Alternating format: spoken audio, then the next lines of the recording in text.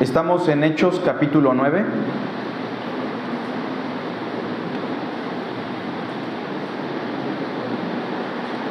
Y el capítulo 9 es interesante porque nos habla de un acontecimiento que marcará de manera determinante la historia del cristianismo.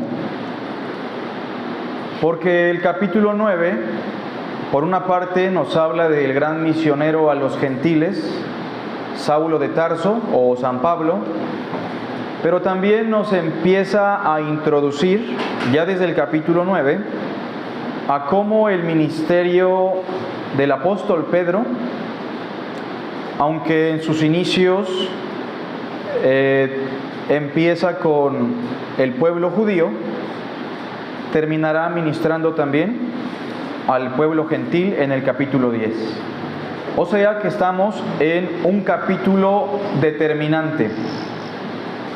En el capítulo 9, hace 8 días platicábamos sobre cómo Saulo de Tarso, respirando amenazas y muerte contra los discípulos del Señor, quiso conseguir poderes de parte del sumo sacerdote que estaba en Jerusalén para poder indagar o investigar en las sinagogas de Damasco si había algún hombre o alguna mujer, personas que estuviesen relacionadas con el camino, un término para hablar de la fe en Jesús de Nazaret. Y con esa iniciativa de erradicar el nombre de Jesús, experimenta la revelación, experimenta el contacto con Jesús de Nazaret, a lo que Jesús le dice: Saulo, Saulo, ¿por qué me persigues? Y ya hemos dicho que lo que hacemos o lo que se hace en contra del pueblo de Cristo, se hace en contra de Cristo Jesús directamente. Cuando Saulo escucha esta confrontación, él sabe que esta experiencia solo puede venir del cielo, pero está confundido. Y le hace una primera pregunta a Jesús. La pregunta es: ¿quién eres, Señor? La segunda pregunta es: ¿qué quieres que yo haga? Que por cierto hemos dicho son las dos grandes preguntas que solo responde la revelación. Y son las grandes preguntas que Dios espera que el ser humano haga. Después de eso, Saulo recibe la instrucción, verso 6, de levantarse y entrar en la ciudad de Damasco para que se le indique lo que debe de hacer. Humillado, ciego y sin la capacidad de poder entrar a la ciudad, verso 7, los hombres que iban con Saulo se pararon atónitos, oyendo a la verdad la voz, mas sin ver a nadie. Entonces Saulo se levantó de tierra y abriendo los ojos no veía a nadie. Así que llevándole por la mano le metieron en Damasco, donde estuvo 3 días sin ver y no comió ni bebió. Probablemente esta sea una referencia a lo que es verdaderamente el ayuno, como lo ha explicado ya Jesús. El ayuno, es decir, no comer y no beber, es un resultado natural de una experiencia dolorosa, de una experiencia de luto, de una experiencia de humillación por causa de nuestro pecado. Como cuando David pecó y estaba luchando en oración por la vida de su bebé, ¿se acuerdan? Y no comió, no bebió, pero una vez que el niño murió, se ungió la cabeza y empezó a comer. Lo digo porque va a ser muy importante entender que el ayuno en ningún contexto se usó como un trueque con Dios para conseguir su favor o para conseguir alguna bendición. Los únicos que practicaron el ayuno de esa manera fueron los fariseos, quienes decían: doy diezmo de todo lo que gano y ayuno 2 veces a la semana. Pero el ayuno se origina en otro contexto, aunque no es el tema que vamos a abordar. Entonces, humillado, en ayuno, en el verso 10 se nos dice que aparece otro personaje que va a ser determinante en la vida de Saulo. Todos juntos leamos el verso 10. Había entonces en Damasco un discípulo llamado Ananías, a quien el Señor dijo en visión: Ananías. Y él respondió: heme aquí, Señor. Hoy vamos a platicar sobre el gran valor de un discípulo común. Repito, el gran valor de un discípulo común en las manos de un Dios extraordinario. El verso que leímos juntos nos dice que había en Damasco un discípulo. No era maestro de la palabra, no se nos dice que tuviese algún ministerio relevante, tampoco se dice de Ananías que fuese un discípulo importante o extraordinario en la región de Damasco, pero Dios lo va a utilizar y le va a dar gran valor a su vida, a su servicio, no porque él sea realmente extraordinario, sino porque siendo un hombre común, un discípulo común y corriente, se va a dejar usar en las manos de un Dios extraordinario. Y hago una pregunta que vamos a colocar en la pantalla, que va a ser una directriz para nuestra reflexión. ¿Por qué Dios escogió a Ananías para una labor tan determinante para la historia de la redención? ¿Me explico? ¿Por qué Dios tuvo que escoger a Ananías para darle las primeras instrucciones a Saulo con respecto a lo que debía de hacer? Dios pudo utilizar a Pedro, quien aparece en el mismo capítulo. Dios pudo utilizar a Felipe, uno de los diáconos que destaca en el capítulo 8. Pero Dios tuvo a bien escoger a un discípulo común. Un discípulo tal vez como muchos de los que están aquí, que no tienen mucha relevancia, que no tienen un ministerio visible dentro de la congregación, tal vez incluso un discípulo introvertido. Pero esos discípulos son muy valiosos siempre y cuando se dejen usar por Dios. Hay un libro que nunca he leído, pero mi esposa sí. Un libro que se llama 12 hombres comunes y corrientes. ¿Alguien lo ha leído alguna vez? Y nos habla de cómo los 12 apóstoles de Jesús de Nazaret llegaron a lograr cosas extraordinarias a pesar de que eran hombres comunes y corrientes. Estaba yo vendiendo helados en la zona universitaria cuando una mujer llegó y vio el libro en el banquito y se empezó a reír y de manera burlona me dijo: es que es muy chistoso el título de tu libro. El libro debería llamarse 12 hombres extraordinarios. Y tenía razón, ¿o no? Porque el título realmente no refleja mucho si no estamos contextualizados con la fe.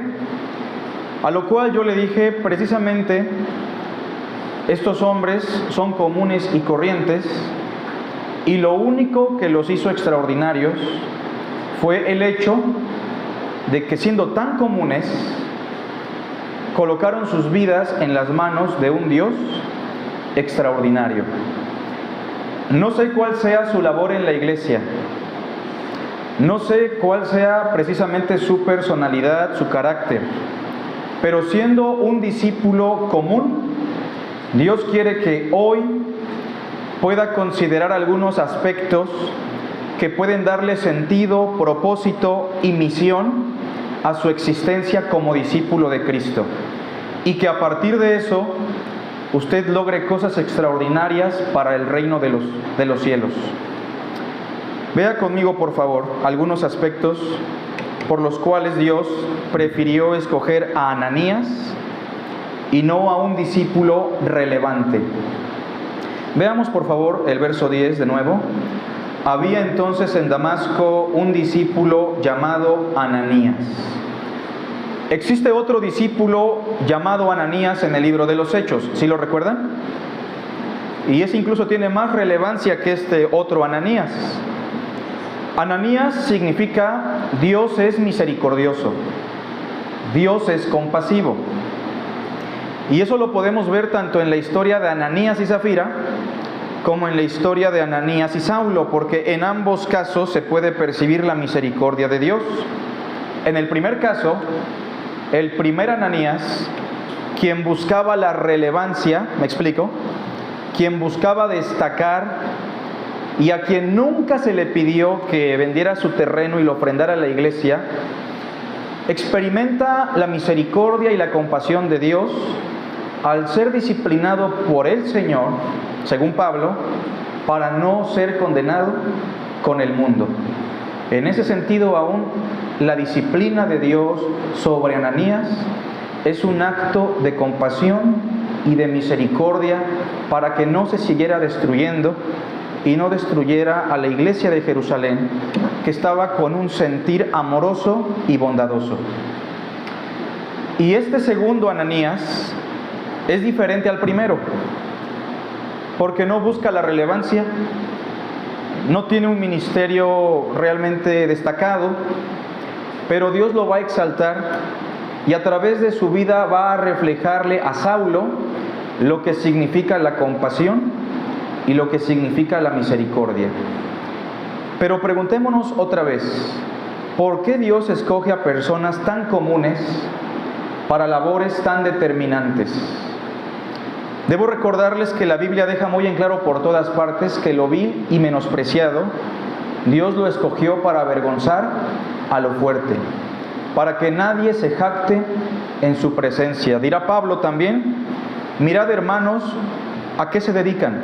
Examinen un poco a qué se dedican, quiénes son, porque no son nobles, no son reyes. Todos ustedes, dirá Pablo, son necios, son gente común, son gente del vulgo, para que la gloria sea solo para Dios. Quiero que notemos un primer aspecto. Dios escogió a Ananías, número 1,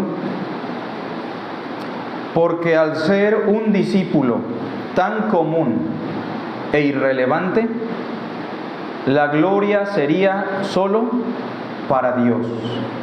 ¿Qué hubiese pasado si hubiese sido Pedro o Juan? Cabe la posibilidad de que algunos hubiesen concebido el ministerio de Pablo como un ministerio que nació a razón de la influencia de los apóstoles. ¿Me explico? Cabe la posibilidad que el mismo Saulo incluso le hubiese dado en su inmadurez como nuevo creyente la gloria a los apóstoles. Pero Dios quiso utilizar a un hombre tan común como Ananías, porque cuando Dios utiliza a hombres comunes para obras determinantes en la historia, el que se lleva la gloria siempre es Dios. Los que estamos al frente, los predicadores, los maestros, los pastores, muchas veces le robamos la gloria a Dios. ¿Me explico? Y se la robamos en primer lugar porque muchas veces se la queremos robar. ¿Me explico? Esa es una tendencia natural en el ser humano, querer quedarse con el reconocimiento, con la alabanza. Esa es una tendencia natural. Obviamente todo hombre y mujer que está al frente o tiene relevancia en cualquier ámbito tiende a querer la alabanza y el reconocimiento de otros. Pero muchas veces los que estamos al frente no le quitamos la gloria a Dios porque querramos quitársela, sino porque también las personas que nos ven predicando, en la dirección, en la música, nos da un reconocimiento que muchas veces raya en la idolatría. ¿Me explico? Y eso también le quita la gloria a Dios. ¿Por qué Dios muchas veces tiene que utilizar a gente tan común como Moisés, un tartamudo, ¿se acuerdan? O a un niño como David para derrotar al filisteo, o a hombres del vulgo y sin letras, o a Ananías para labores tan determinantes? Número uno, porque al ser un discípulo tan común e irrelevante, la gloria sería solo para Dios. Quiero que vean conmigo, por favor, algunos pasajes. En Gálatas, estoy bien, gracias. En Gálatas, capítulo 2, Saulo explica cómo su ministerio nace no a partir de la intervención de ningún ser humano, sino solamente de Jesucristo. Pero preguntémonos, aunque fue Jesucristo el que se le reveló a Saulo y le dio toda la explicación del Evangelio y los misterios del reino, ¿Dios sí utilizó a un hombre para que Saulo diera los primeros pasos o no? Pero ni siquiera se menciona. ¿Saben por qué? Porque Ananías era tan común y tan irrelevante que la gloria solo se le quedó a Dios. Vamos a Gálatas capítulo 1 primero. Quiero que vean el énfasis que hace Saulo. 1:1, todos juntos. Pablo, apóstol, no de hombres ni por hombre. Y agrego, hermanos, aunque Ananías fue uno de los hombres que intervino, ¿me explico? No de hombres ni por hombre, sino por Jesucristo y por Dios el Padre, que lo resucitó de los muertos. Ahí mismo, capítulo 1, verso 11, por favor. Mas os hago saber, hermanos, que el evangelio anunciado por mí no es según hombre, pues yo ni lo recibí ni lo aprendí de hombre alguno, sino por revelación de Jesucristo. Eso es verdad. Sin embargo, Saulo, como cualquier cristiano, va a necesitar de la dirección, del apoyo y de la influencia de otros hermanos, como lo fue Ananías en este caso, como lo será después Bernabé, quien lo va a introducir al cristianismo judío, y como lo serán otros colaboradores. Capítulo 2, por favor, versículo 6, y noten la expresión que usa Pablo. Pero de los que tenían reputación, porque en la iglesia de Jerusalén había hermanos con una muy buena reputación, vamos a decirlo así, hermanos relevantes, hermanos que son considerados columnas, así lo dice Gálatas. Pero de los que tenían reputación de ser algo, Pablo agrega, lo que hayan sido en otro tiempo nada me importa. Dios no hace acepción de personas. A mí pues, los de reputación, todos juntos, nada nuevo me comunicaron. ¿Qué nos refleja Pablo en estos pasajes? Que tanto su conversión como su instrucción doctrinal solo le compete a Jesucristo, y que la gloria solo es para Jesucristo. Y en este aspecto tiene que ver mucho la elección de un discípulo común e irrelevante. La pregunta es, usted siendo un discípulo común e irrelevante en la congregación, ¿realmente se está colocando en las manos de Dios para servirle? Porque ser común e irrelevante no nos califica para hacer cosas extraordinarias. Solo nos califica para estar ahí y que Dios pueda usarnos. La pregunta es si usted realmente está haciendo algo para el Señor, aunque no se vea, aunque no se pueda palpar. La gloria solamente le corresponde a Dios. Punto número 2. Otra razón por la cual Dios escogió a Ananías. Y aquí es donde empezamos a edificar nuestra concepción sobre lo que significa ser un discípulo común. No basta con que usted sea común en el ámbito de la iglesia y que usted diga: soy discreto, discreta, introvertido, llego de manera discreta, me voy de manera discreta, no tengo mucha interacción, no tengo muchos dones, no tengo un ministerio destacado en la congregación. Bueno, eso sí lo hace común, pero no le va a dar ninguna valía en el reino de los cielos si no avanzamos con los siguientes aspectos. Número 2, ¿por qué Dios, aparte de que Ananías era común, lo escogió? Porque Ananías es un instrumento, ¿cómo dice ahí? Dispuesto para servir a Dios en todo momento. Vean conmigo el capítulo 9, versículo 10, todos juntos. Había entonces en Damasco un discípulo llamado Ananías, a quien el Señor dijo en visión: Ananías. Y él respondió: heme aquí, Señor. Ego eimi Kyriou, que es la expresión griega. Aquí estoy, Señor. Y es una expresión que nos lleva a la imagen de los profetas, ¿se acuerdan? Como Isaías, cuando Dios dijo: ¿a quién enviaré? ¿Y quién irá por nosotros? ¿Y qué respondió el profeta? Heme aquí, envíame a mí. Si tal vez usted no es relevante, no es destacado en la iglesia, no tiene de alguna manera una labor extraordinaria, es un hermano común, una hermana común. Pero la gran pregunta es si usted está dispuesto para servir a Dios en todo momento. ¿Por qué lo digo, hermanos?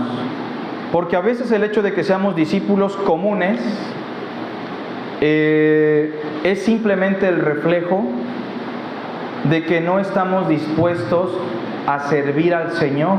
¿Me explico? De que no tenemos la disposición, de que no hacemos el tiempo para tener un hueco en nuestra existencia para poderle servir. ¿Cuántas necesidades hay, hermanos, en el reino de los cielos? Muchas. Por ejemplo, en el contexto de la iglesia, en cuanto al mantenimiento, en cuanto a la limpieza, ¿cuántas necesidades existen? Y regularmente los hermanos que siempre lo hacen se llevan de alguna manera la bendición de poderle servir a Dios. Pero ¿dónde está usted cuando escucha la necesidad? ¿Acaso usted dice: heme aquí, Señor? ¿Heme aquí, envíame a mí?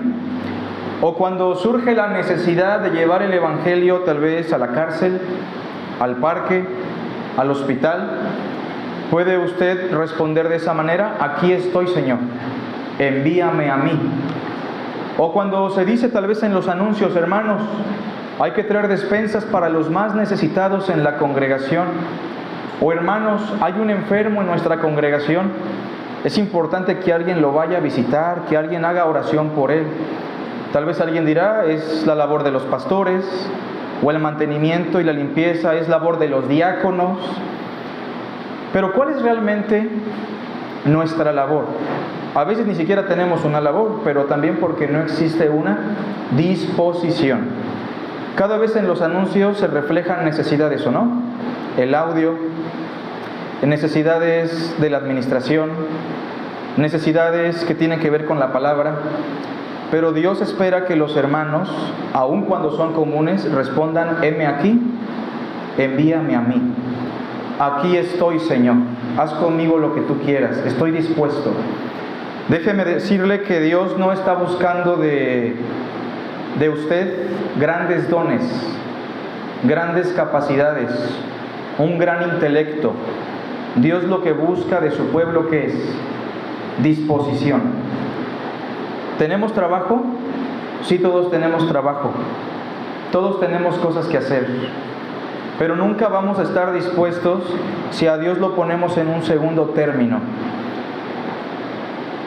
Nuestro servicio a Dios no debe girar en torno a nuestras actividades seculares, hermanos. Más bien, nuestras actividades seculares deben girar en torno a nuestro servicio a Dios. Sí, pero tengo un horario, hermano. No importa. No le estoy diciendo que usted quebrante su horario de trabajo. ¿Me explico? Sino que usted busque la forma de estar dispuesto siempre. Y recordemos una frase que es verdad. Cuando tenemos la disposición, siempre va a existir una forma, ¿o no? Y cuando no tenemos disposición, siempre va a existir un pretexto. Así que, hermanos, si queremos realmente ser utilizados por Dios, dejemos que Dios nos use a través de nuestra disposición. Sigamos leyendo, por favor. Capítulo 9, versículo 11.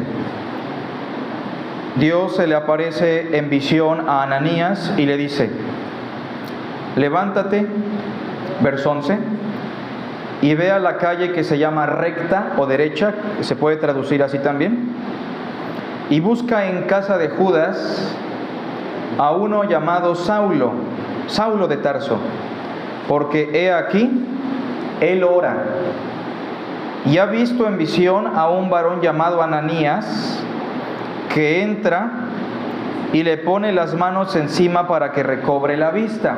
No sé si nota algo. Dios de alguna manera ya está comprometiendo a Ananías. ¿Sí lo nota? Porque en la visión que se le aparece a Saulo, ¿qué es lo que vio Saulo? Que Ananías llega, le impone las manos y hace oración por él. Pero ¿por qué Dios primero le dijo a Saulo lo que va a pasar y después le pide a Ananías que vaya y lo haga? Claro, diríamos, bueno, porque desde una perspectiva teológica, Dios conoce todas las cosas. Pero pregunto, ¿Dios conoce a Ananías o no? ¿Dios conoce su disposición? ¿Y Dios sabe cómo reaccionan sus hijos? Sí, porque Él lo sabe todo.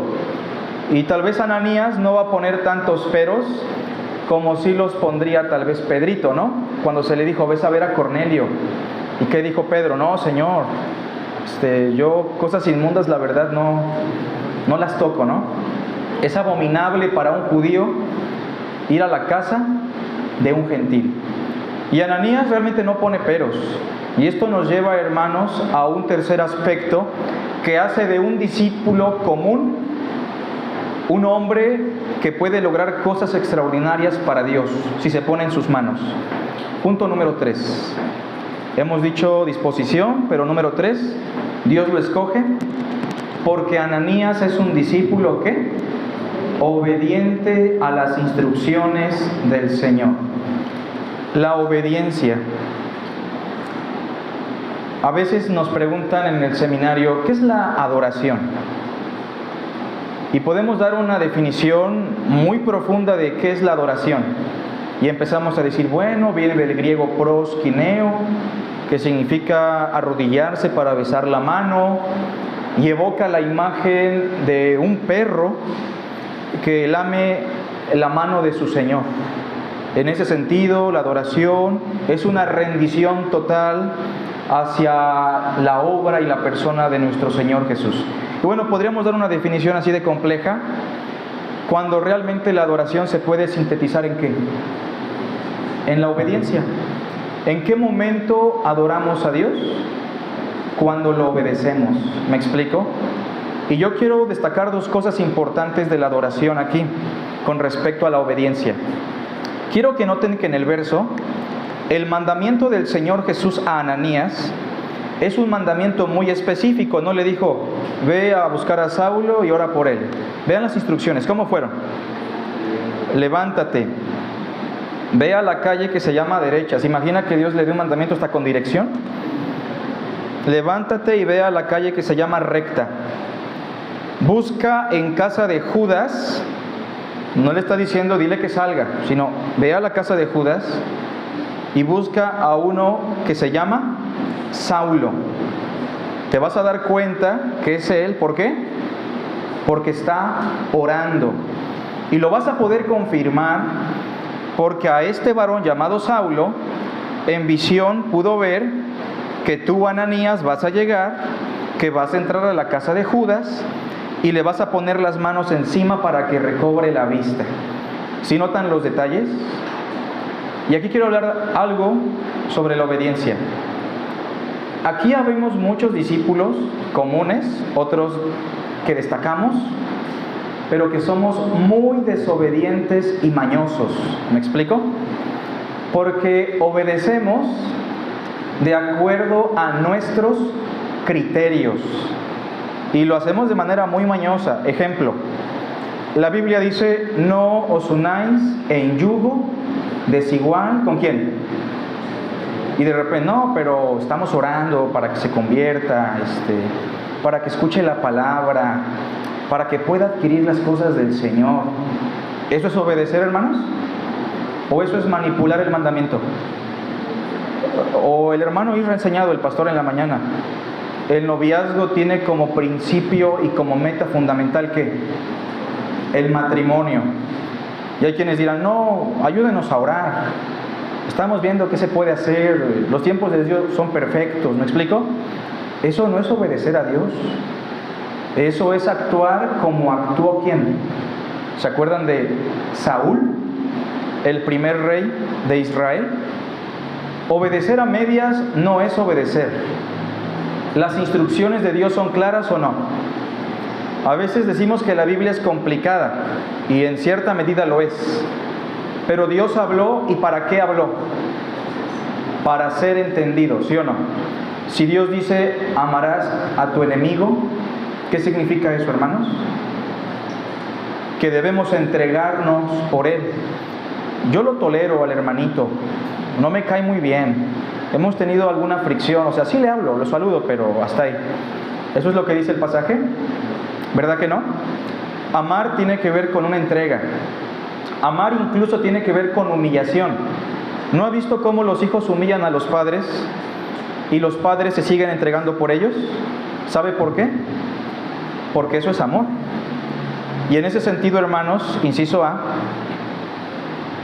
la obediencia de Ananías, la obediencia de un discípulo común que lo va a llevar a hacer cosas extraordinarias, es una obediencia que se apega a los detalles del mandamiento.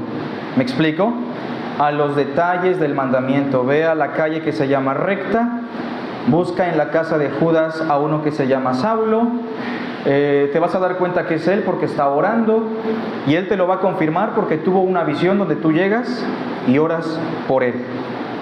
Quiero que vea conmigo, por favor, el primer libro de Samuel, capítulo 15,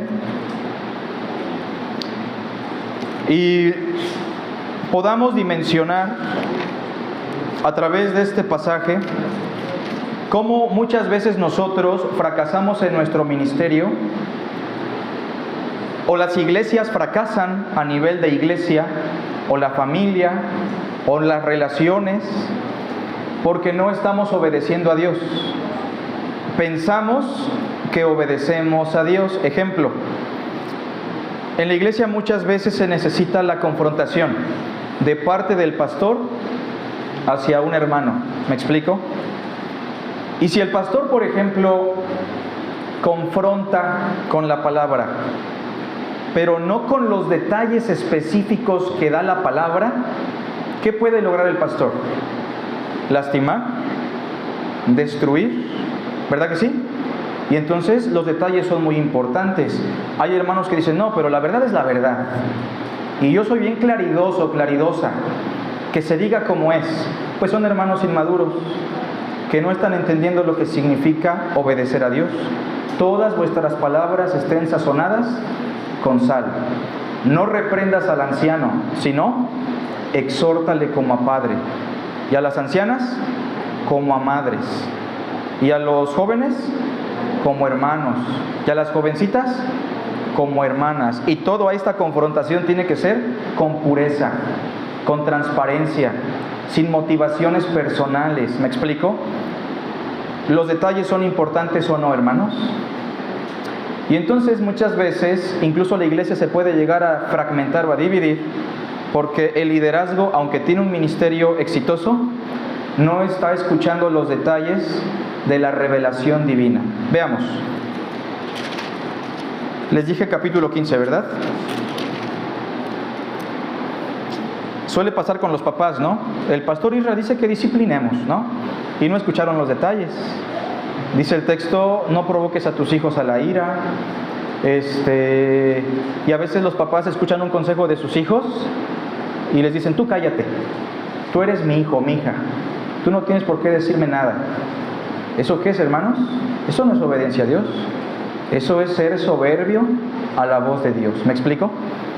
Seamos capaces de escuchar los detalles. Capítulo 15, verso 1. Después Samuel dijo a Saúl, el Señor me envió a que te ungiese por rey sobre su pueblo Israel. Por cierto, ¿quién escogió a Saúl? ¿Dios o el pueblo? ¿Se acuerdan que fue el pueblo? Que el pueblo dijo, queremos rey. Y estaba en una etapa donde el pueblo hacía lo que bien le parecía. ¿Sí les hacía falta un rey o no? ¿Cómo ven? Pues no, hacían lo que querían porque querían. ¿Me explico? Como dice esa frase legendaria, le hacían como querían, ¿no? Pero, ¿tenían un rey o no? ¿Quién era? Era Dios. Y cuando ellos dicen queremos un rey como los otros pueblos, Dios los va a disciplinar. Y acuérdense que la disciplina en cierta medida es Dios dejando que el hombre sufra las consecuencias de sus propias decisiones. Y el pueblo escoge a Saúl, ¿guapo o no? Guapo, alto, capaz, guerrero. Dice el texto que rebasaba a todos los de su generación. De hecho, el mismo nombre Saúl significa el grande. De ahí tomó su nombre Saulo, el grande, en memoria del rey Saúl. Entonces Dios dice, bueno, pues lo vamos a ungir, no hay problema. Yo le digo a Samuel que lo unja. Dios me envió para que te ungiese por rey sobre su pueblo Israel. Ahora pues, juntos, está atento a las palabras del Señor. Me gustaría que noten esa expresión, Está atento a las palabras del Señor. A veces no tenemos que orar tanto para tomar alguna decisión. No estoy diciendo que no oren, pero hay veces que la voz de Dios es tan clara que cuando alguien me dice, hermano, ore por esta situación, yo digo, ¿para qué? Si aquí dice, ¿no?, lo que tienes que hacer. Es que quiero hacer un negocio con un inconverso, es un poco riesgoso, a ver si me sale. El texto dice, no te unas en yugo desigual con los incrédulos. El texto dice que los hijos de este siglo son más astutos para las cuestiones de los negocios que los hijos del reino. No te va a convenir, hermano. ¿Me explico? Por poner ejemplos. Verso 2. Después de que le dice, está atento a las palabras del Señor. Así ha dicho el Señor de los ejércitos. Una expresión que nace probablemente en la época de Moisés, cuando los ejércitos de los cielos eran adorados por los pueblos paganos, la luna, el sol, las estrellas. Pero que cuando el Génesis dice que Dios creó en el día cuarto el ejército de los cielos, la expresión el Señor de los ejércitos alude al hecho de que los astros no son dioses, sino creación del Señor. Yo castigaré lo que hizo Amalek, se refiere a un rey pagano. Lo que hizo Amalek a Israel al oponérsele en el camino cuando subía de Egipto. Juntos, ve pues y hiere a Amalek y destruye todo lo que tiene. Vean los detalles, todo lo que tiene. No te apiades de él. Mata a hombres, mujeres, niños y aún los de pecho, vacas, ovejas, camellos y asnos. Vea los detalles, Ya luego podemos discutir estas cuestiones que pueden ser escandalosas. Pero ¿cuál es el mandato? Arrasa con todo. No dejes nada. Vea por favor conmigo el verso 9.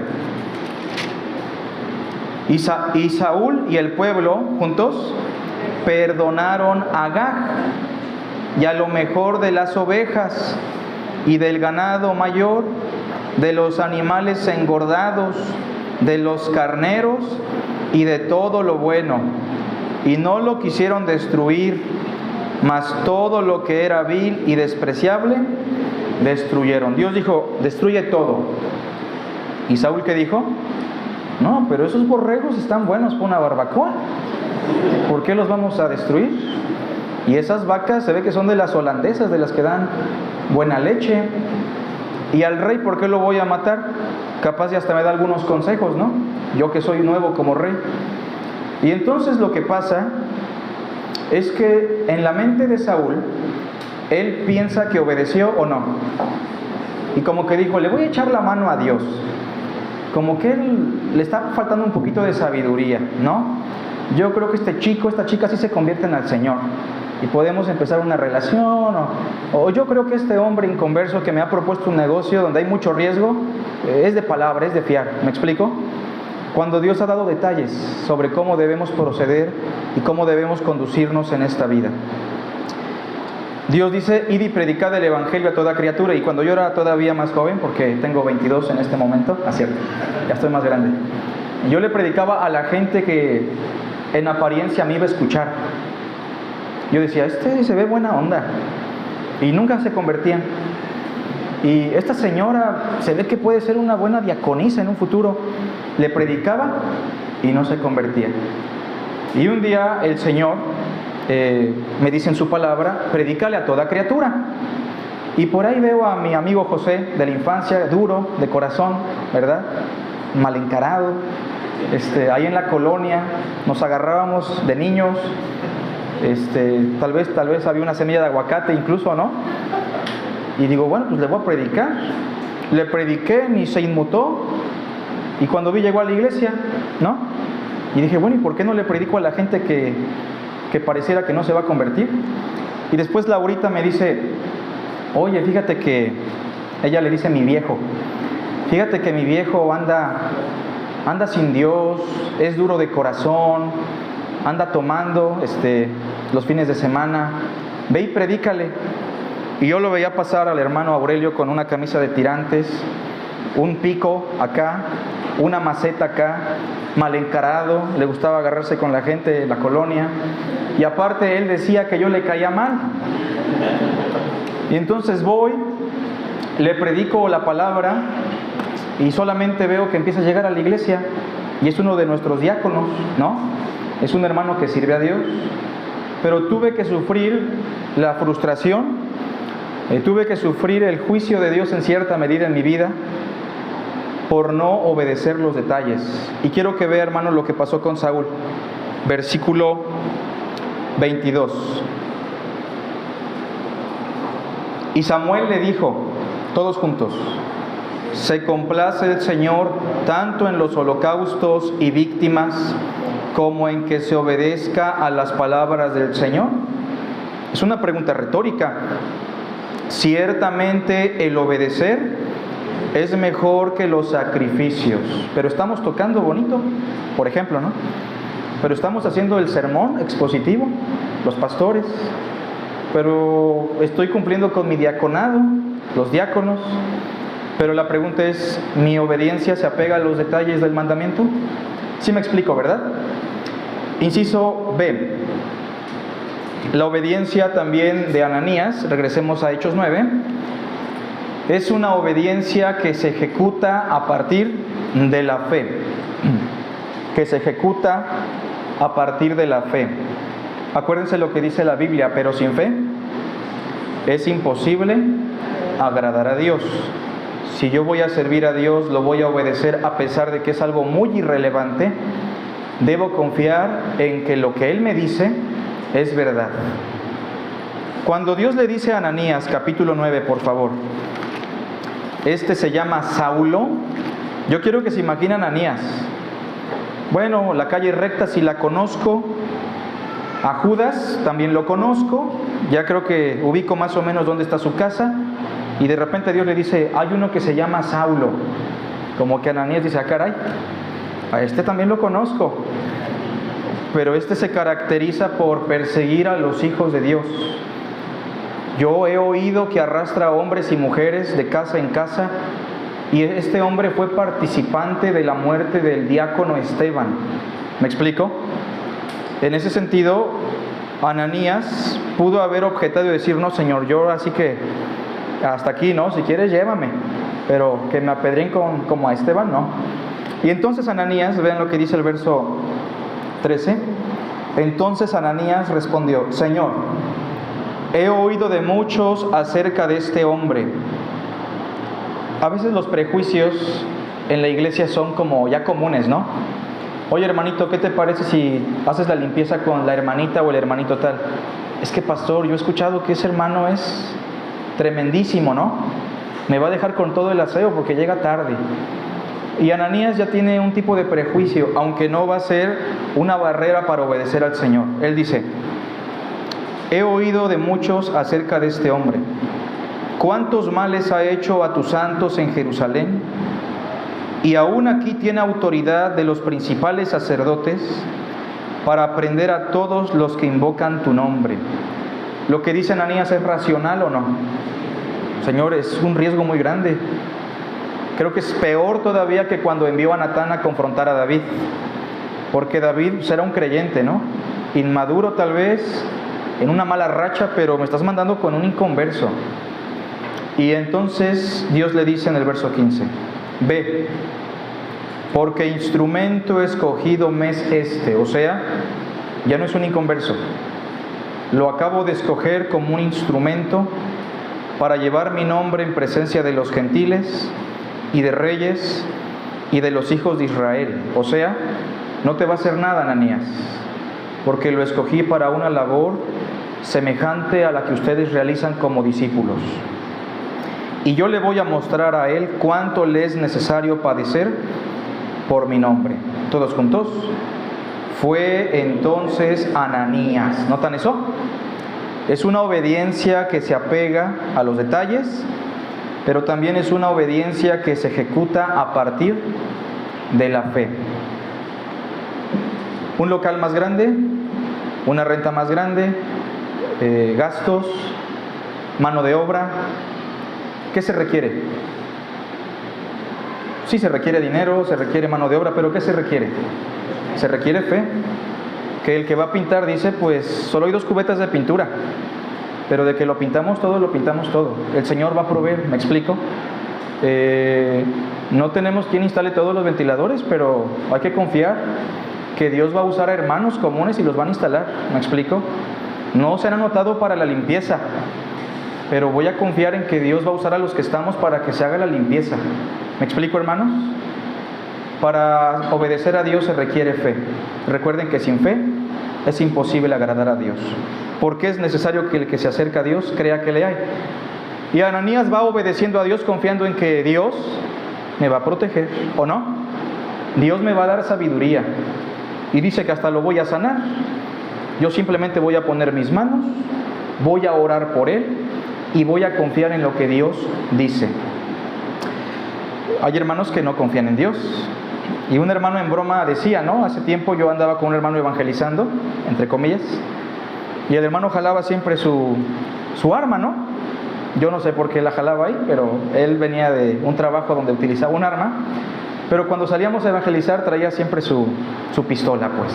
Después me enteré que no era hermano, pero él me decía en broma, es que hermano, la traigo por si el Salmo 91 no nos agarra, ¿me explico? Por si el Salmo 23 no nos funciona. Y salíamos a obedecer el mandamiento de Dios para predicar el Evangelio en una comunidad donde no nos aceptaban mucho. La gente era un poco agresiva. Pero ¿qué es lo que estaba mal? La fe. No estábamos confiando en la protección de Dios, ¿me explico? Y a veces la prudencia, más que prudencia, se convierte en incredulidad a las promesas del Señor, ¿me explico? Tengamos entonces precaución con respecto a la fe. Y termino. Punto número 4. ¿Por qué Ananías? ¿Por qué un discípulo común y corriente? Porque Ananías le hace honor a su nombre. O sea, Ananías, ¿qué significa? Dios es compasivo, Dios es misericordioso. Dios lo escogió porque Ananías es un discípulo misericordioso en el ejercicio de su servicio a Dios. Ser misericordioso significa que yo tengo un corazón, cardio, de ahí viene misericordio, misericordia. Ser misericordioso significa que yo tengo un corazón que se identifica con la miseria de otro. ¿Me explico? Lo mismo que ser compasivo. Ser compasivo es acompañar a alguien en su dolor. Por eso la película se llama La Pasión de Cristo, porque habla de su dolor, del sufrimiento que experimentó. Y cuando servimos a Dios, Dios espera que reflejemos su amor misericordioso. Pasa muchas veces que no llega la pareja de la limpieza. Y el que hizo todo el aseo, y ahora en un local más grande, dice: es que pastor, me dejan siempre solo. Yo la verdad a este hermano ya lo voy a confrontar, ya lo voy a exhortar.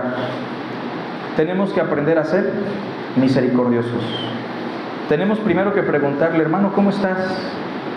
¿Por qué no llegas temprano? ¿Es el carro? ¿Estás enfermo? Y brindarle misericordia. ¿Me explico? Dios espera de nosotros eso en el ámbito de nuestro servicio.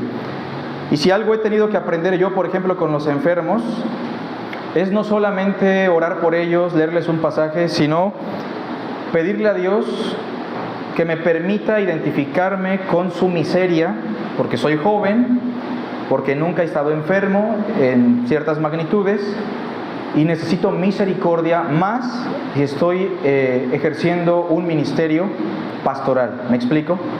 La misericordia es importante. Y Ananías es misericordioso porque, aparte de lo que Dios le dice, él agregará cosas que son armónicas al amor y a la misericordia de Dios. Veamos.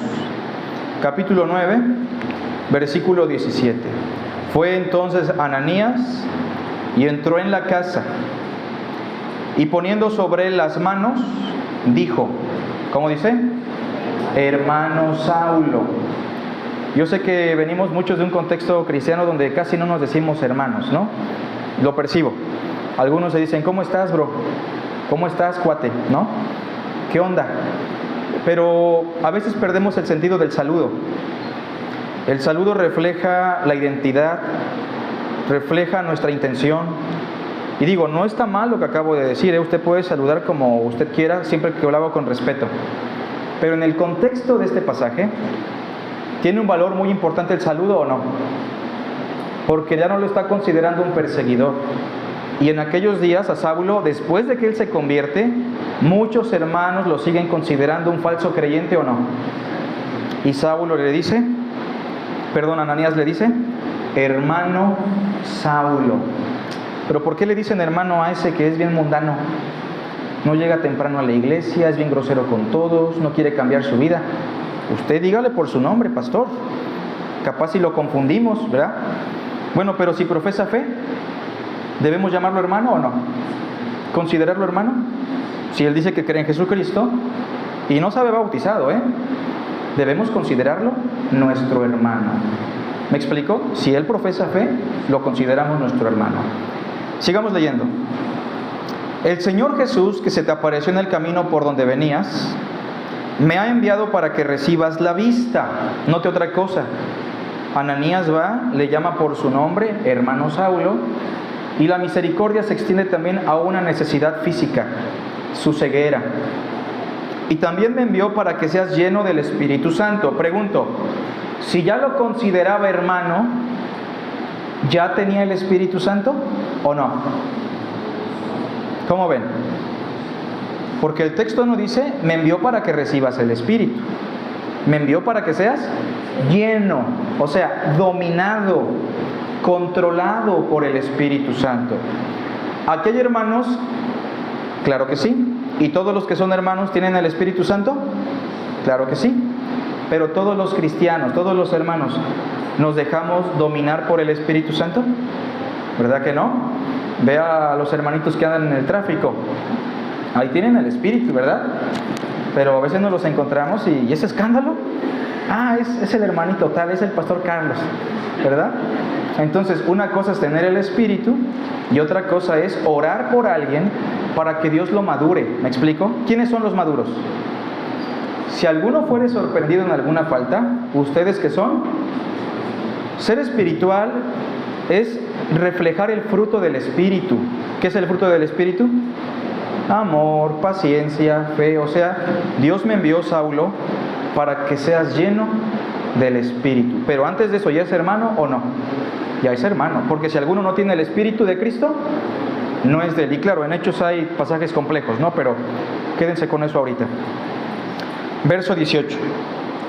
Y al momento le cayeron de los ojos como escamas, y recibió al instante la vista, y levantándose, fue bautizado. ¿Le dijo Dios, bautízalo? No, pero eso está en armonía con la misericordia, ¿o no? A este hermano nadie lo va a bautizar. Todos le tienen miedo. ¿Me explico? Nadie en Damasco tendrá el valor de bautizarlo. Y Ananías lo bautizó. Ahorita veremos un pasaje. Verso 19. Y habiendo tomado alimento, Dios le dijo, dale de comer. Eso le dijo a Ananías. Después de que ores por él, Ananías, sírvele un plato de fruta con yogur. ¿Me explico? Una milanesa de res, porque es judío, no puede comer otra cosa. Y dale un buen refresco. Eso le dijo Dios. Ser misericordioso es hacer más de lo que Dios nos pide muchas veces, en armonía a su voluntad. Como cuando Dios le dice a Filemón sobre Onésimo, ¿se acuerdan? Yo sé que harás más de lo que te pido. ¿Se acuerdan? Y dice el verso 19 que recobró fuerzas. ¿Dios le mostró que necesita de otros o no? ¿Se acuerdan de la lectura que leímos al principio? Los menos dignos de la iglesia, los más débiles, los menos decorosos, dice el Señor, a veces son los más valiosos. En el cuerpo humano, en el rostro, ¿cuáles son los miembros más débiles? Los ojos, por ejemplo. O sea, si yo entierro un alfiler en mi nariz o lo entierro en mi ojo, ¿cuál se daña más? El ojo, ¿no? De hecho, algunos hasta se entierran el alfiler con gusto en la nariz, ¿no? Pero el ojo no va a resistir igual, es más débil.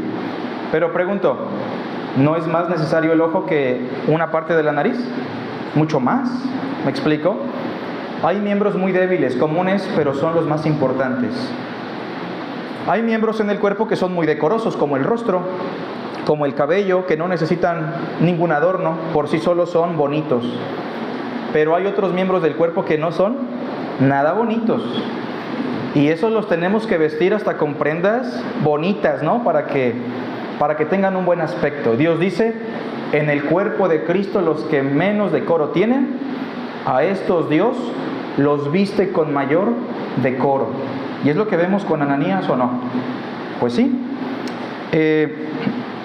Veamos algunos incisos y termino. Sobre la misericordia de Ananías a Saulo. Lo considera su hermano en la fe. Ya lo dijimos, ¿verdad? ¿A qué hermano de la iglesia no ha invitado a su casa? ¿A qué hermano o hermana de la iglesia evita? Porque usted dice, no, ese hermanito yo ya lo evito mejor aquí. Eso no es misericordia. Eso no es actuar como Jesús. Lo considera su hermano. Inciso B. Lo sanó por obra de Dios. Hermanos, si alguno está desnudo o enfermo y no le damos las cosas que son necesarias para el cuerpo, ¿qué dice Santiago? ¿De qué aprovecha? Hay que obrar en misericordia y eso implica también buscar la sanidad física de nuestros hermanos en el acto de nuestro servicio. Inciso C. Perdón porque por ahí hay unas faltas de ortografía. Lo ministró para que fuese lleno del Espíritu Santo. O sea, Saulo, vengo a orar para que el Espíritu te domine, para que cumplas con una misión que Dios te va a encomendar. Mire, si usted ve que un hermanito es inmaduro, imprudente, grosero, no estoy describiendo a nadie, y usted dice, este hermanito, esta hermanita, y se siente en milera, ¿no? ¿Por qué? Ya no le diga a los pastores. ¿Sabe qué debe hacer usted? Debe visitarlo, debe decirle, vengo a orar por ti, hermano. Me gustaría que juntos Dios nos llene de su Espíritu y que usted le explique que el fruto del Espíritu es el amor, que ser lleno del Espíritu no es hacer cosas místicas o grandiosas en el ámbito de la iglesia, que ser lleno del Espíritu significa ser como Jesús de Nazaret. Que usted le diga, ¿qué te parece si te invito a comer y leemos unos pasajes muy bonitos? ¿Cree usted que ese hermano va a crecer? ¿Que ese hermano va a madurar? Pues sí, por eso hagamos lo que hizo Ananías, le sirvió para que fuese lleno del Espíritu Santo. Algunos hermanos nada más dicen, hermano, esa hermanita o ese hermano son bien mundanos. Hermano, yo creo que ya vamos al paso de la confrontación eclesiástica, ¿no? Como que ya hace falta. Pero no, Ananías lo que hace es orar para que Dios lo domine. Inciso D. También lo impulsó al bautismo. Vea conmigo Hechos 22:16. Obviamente Ananías no le revela nada a Saulo, pero sí lo instruye en los primeros pasos de lo que debe hacer. Hechos 22:16, ¿lo tienen? Ahora pues, le dice Ananías a Saulo, ¿por qué te detienes? Levántate, ¿qué dice? Y bautízate. Note lo que viene. Y lava tus pecados, ¿cómo? Invocando su nombre. Y Ananías lo bautizó. Pero lo explico nada más para dejarlo claro. No es el bautismo lo que lavó de pecados a Saulo, porque Saulo ya era hermano. Lo que le da al hombre el perdón de sus pecados es invocar el nombre de Jesús. Todo aquel que invocar el nombre del Señor será salvo. Y que Saulo lo haga en el bautismo enfrente de Ananías, enfrente de Judas, el de la casa, y enfrente de todos los discípulos que probablemente están ahí, es quitarse un peso de encima, ¿o no?